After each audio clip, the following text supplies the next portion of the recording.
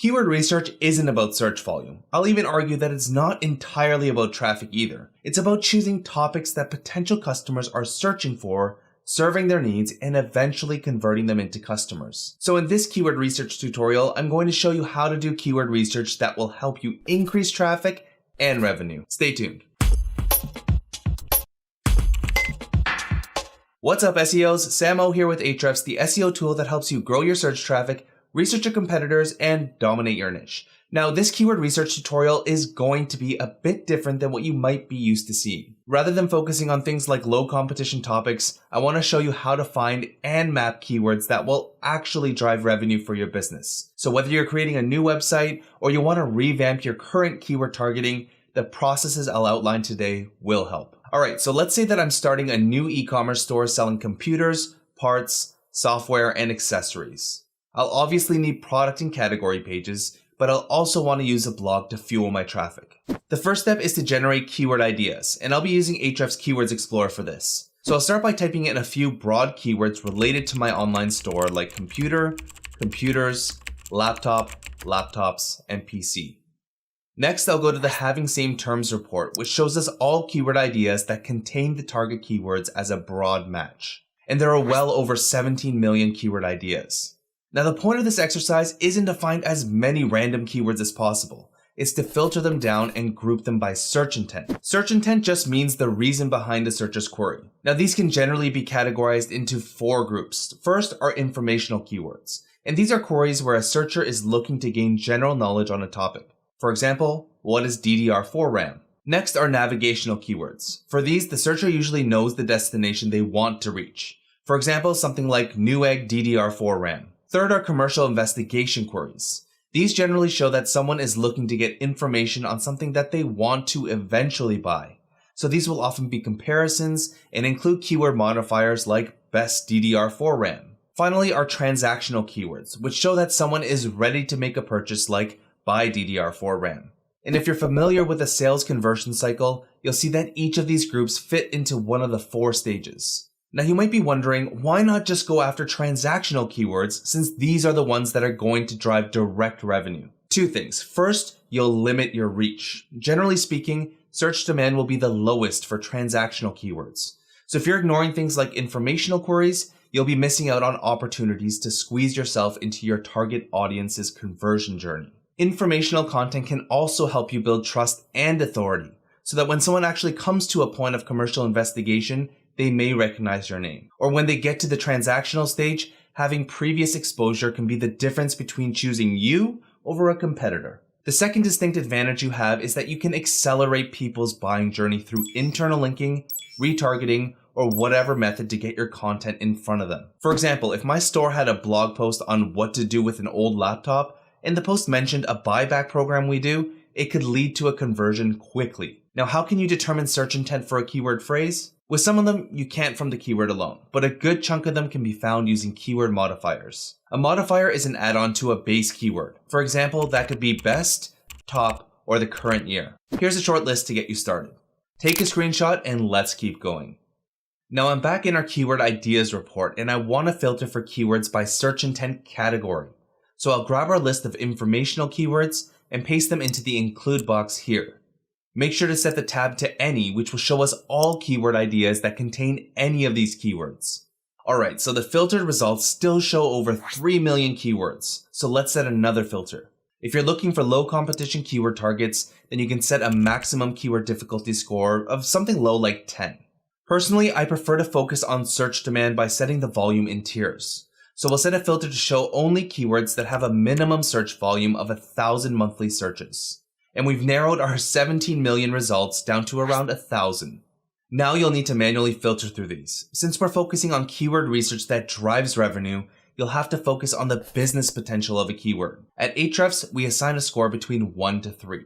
The larger the number, the greater value the keyword has to our business. An easy way to determine the business value is to ask yourself this question. Can I plug my products or services into these posts naturally? Or ask yourself, would someone searching for this query be interested in purchasing my products or services?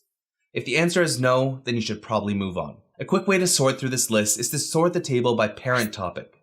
Since a single page can rank for hundreds or thousands of keywords, you can use the parent topic to see if you can rank for your target keyword while targeting a more general topic on your page instead. For example, you'll see high volume keywords that all have the same parent topic of Xbox One controller driver. Rather than creating numerous dedicated articles on these queries about connecting an Xbox controller to a PC, just choose the one with the most search volume as long as it provides value to your business. For example, this keyword on what is a computer worm could be a good one for a computer shop since we provide antivirus software. So while it is an informational topic, we could easily link to the different software products in our store. So I'll add a checkmark to it. Then select the rest of the keywords in your filtered list by scanning the parent topic groups. Now before we switch to the next page, scroll to the top and click on Add To and create a list with the keyword category as the name.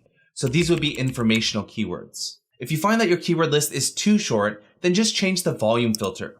Since we've already gone through searches with greater than 1,000 monthly searches, I'll set the next one to searches that have 500 to 999 monthly searches and do the exact same thing until I have a large enough pool. Now do the same thing for your other keyword categories and you should have a nice list of topics to target in every stage of their buying journey. But there's still some work to do. The next step is to analyze Google's top 10 search results. Now this is a super important step to keyword research. The top 10 ranking pages are going to give you information on things like content format, and it'll help you understand how hard it's going to be to rank on Google for your target keyword. For example, if we click on the SERP dropdown beside this keyword, you'll see the top 10 ranking pages. Now the first thing you want to analyze are the titles of the ranking pages. You can immediately tell that all of the pages are blog posts. You'll also see that the titles talk about what computer worms are and how they work. Rather than completely reinventing the wheel and trying to rank this with a product page, you'll want to stick with the content format. So for my site, I might create a post called, What is a computer worm? How to fix it when you've been infected. Now just to show you how SERPs can differ, if we look at the top 10 rankings for 4K monitors, you'll see that the SERP is dominated by product and category pages, which to me shows more transactional intent. You can also do this step by running a search in Google for a keyword you want to rank for. The next part is to assess how hard it'll be to rank on Google for this keyword.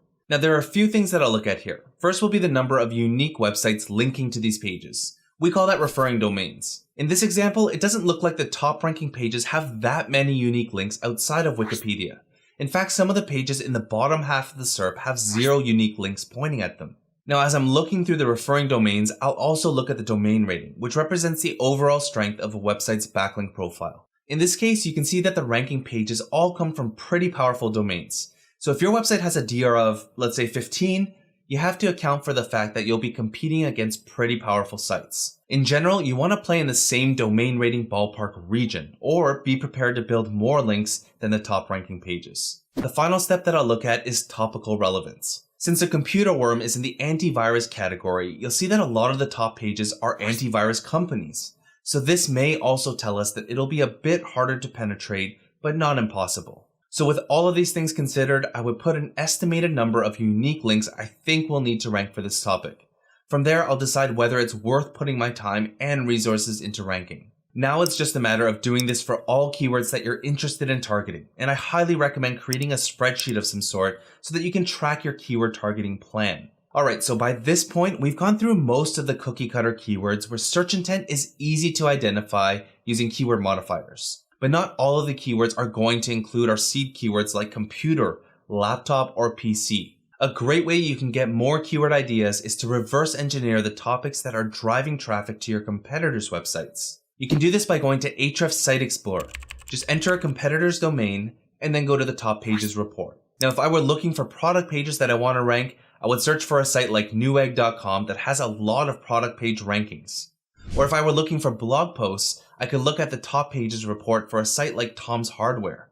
Now it's just a matter of skimming the traffic and top keyword columns. And if you want to find lower competition topics, then just look at the referring domains column to get a basic understanding of ranking difficulty. Once you find a topic that you want to target, then go through the same process of categorizing by search intent, assigning a business value, and analyzing ranking difficulty. Getting traffic from keyword research is great and all, but as you go through this process, you want to make sure that the keywords you're targeting are serving your potential customers. And that's why it's so important to map keywords to problems they face. You have the opportunity to showcase how your products and services will make their life easier and guide them towards your end goal, a conversion. Now, if you enjoyed this video, then make sure to like, share, and subscribe. And if you have any questions on keyword research, leave a comment below and I'd be happy to help.